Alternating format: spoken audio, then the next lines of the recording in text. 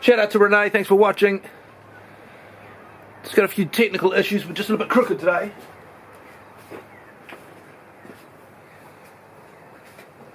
Why is it so crooked? Why is it crooked? Hey, actually, that reminds me of something. I just dropped the kids off at school an hour or so ago. Somebody asked me if I had a good weekend, and of course I said yes. The internationally recognised head signal for yes. The nod. As we know, there's also the internationally recognised head signal for no. The shake of the head. But when it comes to using our heads, here's a thought. Why don't we use our heads more when we communicate? We've got the yes, we've got the no, but that's about it. I'm proposing something.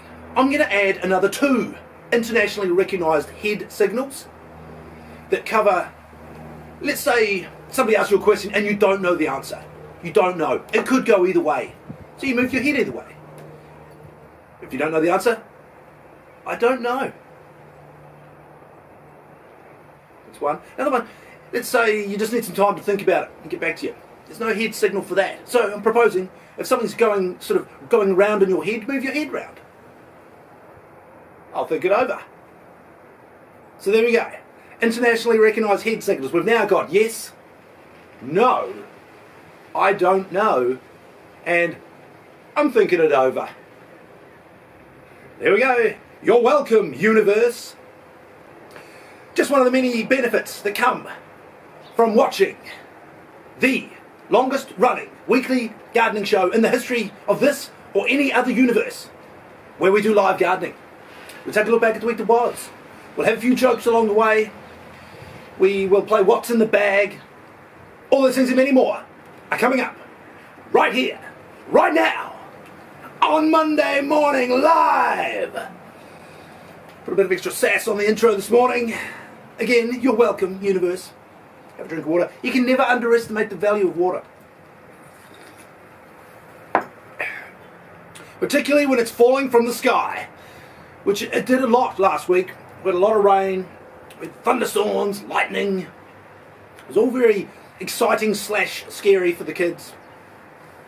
But lots of rain. We had a wonderful, wonderful Marlborough Farmers Market yesterday.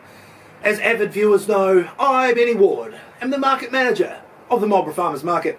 We had a great market yesterday because there was so much water around. We had the market inside. And a great atmosphere. Larry, the busker, was playing his heart out. We had a girl come along at one point, and she had a guitar on her back. She goes, oh, would there be any chance I could play a song? I said, you betcha. Give the people what they want. So she played a wee song. She played a really good version of Norwegian Wood, a song by the Beatles. Yeah, wonderful day at the farmers market. Great couple of days at the farm last week at Golden Mile Produce. Shout out to Steve and Sally. We're getting ready for planting our new strawberry plants. So they come, obviously they grow them in soil. We have to trim them, we have to wash them.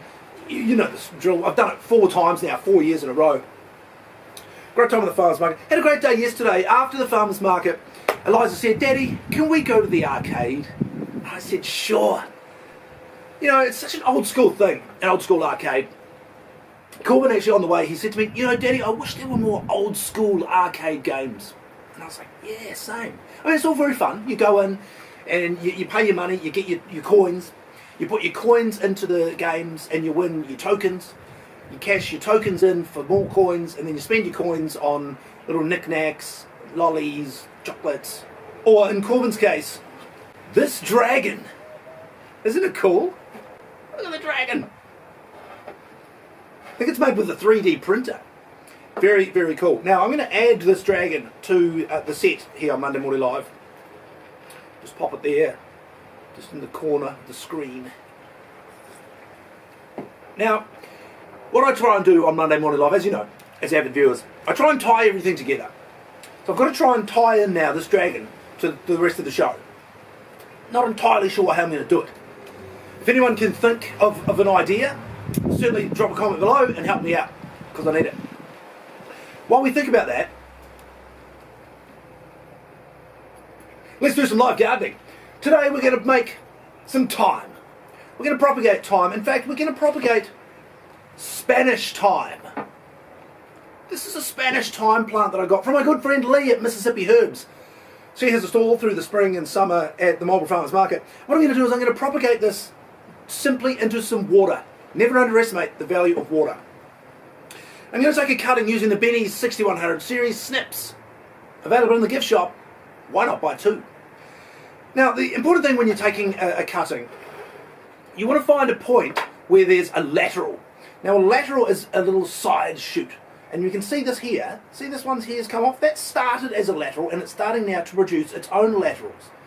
So I'm going to cut it just below where that lateral begins. Now you can see here, if I get in close, zoom in, zoom in, zoom in, more. Yep, no, out. Yep, perfect. You can see here, see how that little side shoot is starting to develop. We're going to cut that off. And we're just going to pop it in the water. And what's going to happen is where that side shoot was starting to grow, there's little cells on the surface are now going to go, what's going on? I don't know what's happening. But we're in water, so we should make ourselves some roots. So they're going to form roots, and once that does, we're going to plant that on. Live gardening of Spanish thyme, right here, on Monday Morning Live, where it's time to play What's in the Bag? Now today, in the bag, I have something that I got from the Marlborough Farmers Market, but it's something that we're going to try and tie into this dragon. I don't know how I'm going to do it, but we'll find a way. Today, thanks to my good friends Lynette and Les from Lothlorien. Now they have lavender apiary, Lothlorien lavender apiary. Now, bonus points for anyone who can let me know the significance of the word Lothlorien. Sure, it's the name of their farm, but how did their farm get its name? I wonder. Lothlorien. I'm going to try some of this. Now, this is this year's lavender honey, 2026. So it's hot off the presses. No, it didn't come from a press, it came from a bee, but it's very exciting to try this 2026 honey. Now, I'm going to do so using something I also got from Lothlorien Lavender Apiary, a honey spoon. Now, they have all these spoons, and they've got them from all different places. Zoom in. Yep, go in, and oh, perfect. Oh, no, out. Oh, yeah, that perfect. Now, you can see it's got a little crest on the top. There's little words. This one says, "For home and country." What a great little phrase. So lots of sort of commemorative spoons that they sell to enjoy this delicious lavender honey. Now, the amount of honey, see the amount of honey I've got on this spoon? Now, that's a little bit less than a tablespoon.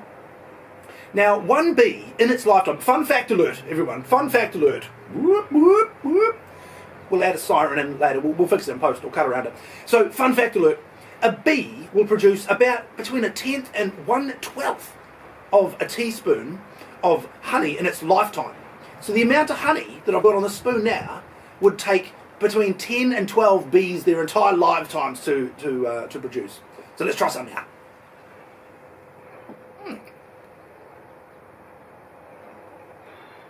As you'll expect, very sweet. It's got a lovely, what is it? It's almost a tang to it, almost tangy. Right, now, no one's commented down below yet about the significance of Lothlorien. Lothlorien was an elven village in Lord of the Rings. And you know what happened before Lord of the Rings? The Hobbit. And you know what happened in The Hobbit? They had a dragon. Ba-da-ba-ba-da-ba! I've managed to tie it all around to the dragon that I got from the arcade yesterday. Speaking of dragon, the show seems to be dragging on a little bit, so I'm going to move along. I'm going to share with you something that happened yesterday at the Marlborough Farmers Market. In fact, just after I finished the market. At the AMP Showgrounds, for quite some time now, there's been a gentleman who is obviously homeless. He sleeps at the farmers market, he sleeps in one of the sheds. 2 weeks ago, I saw him, and he had this like a caravan, like a van that was sort of adapted for sleeping in, right? And he's sleeping in this van, so great, he's found himself somewhere to sleep. I said to him yesterday as I was leaving, I said, just out of interest, what's your deal? And he said, well, I've been living homeless for a while. He said he didn't he didn't have an English accent. I don't know where that came from. But he said, I've been living away from at a home for a while. And there was a guy that came across from Australia, and he was touring through the country. He bought this van that he converted into being able to sleep in it. And when he was leaving, he had to go urgently back to Australia. He didn't have time to sell it, so he effectively gave this homeless man this van. I thought, what a great story. He said to me, yeah, I was going to give it a wash, but my hose doesn't quite reach all the way. I said, okay, that's a shame. I went home and I was like, you know what? That guy deserves to be able to wash his free van. So I got a hose, I took it across to him, I gave it to him. He's very, very, very grateful. And that makes me think of a quote from somebody who's having a celebrity birthday this week. Now the quote is, get this: with gratitude, optimism is sustainable. Now what that means for me is that if someone's really grateful of something you do, you're always going to be optimistic about the best things in life and the best for that person. That quote came from Michael J. Fox. Just a little thought. And tell you what, another thought, while we're at it. Why do we say 2:30? Right? Why? Why do we say that? We say 2:15, we say 2:45, and yet we say 2:30. It seems so negative to me. It seems like we're sort of looking back, literally living in the past. 2:30. Why don't we say 2:30? 2:30. So we're looking ahead, we're optimistic. Again, with gratitude, optimism is sustainable. So why don't we say 2:30? Anyway, it's getting close to time. Well, it's almost 11:30. Actually, hang on. I don't know if it's just me, but when I said 12:30, it almost sounded like I said after 12. Maybe that's why we say 2:30 instead of 3, because it sounds like we're saying after 3. Maybe we should say 3:30. 3:30. Right now it's almost 12:30. There we go, folks. You're welcome, universe. Just changing the way we talk, changing the way we move our heads when we talk. Let's enjoy some water. Never underestimate the value of water. Have I done everything? Live gardening, what's in the bag? We've tied everything back to our dragon. I want to wish everybody a happy and a safe week ahead.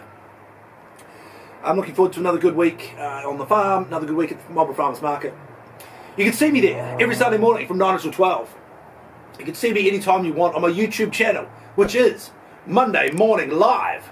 Subscribe now and you get a free shout out on Monday Morning Live. How about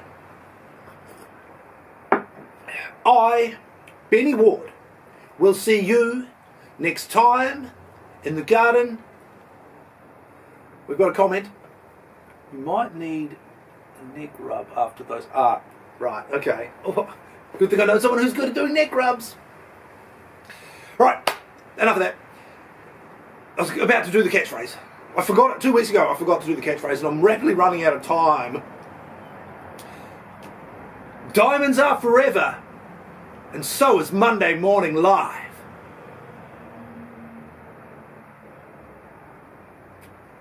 Timing was just out there.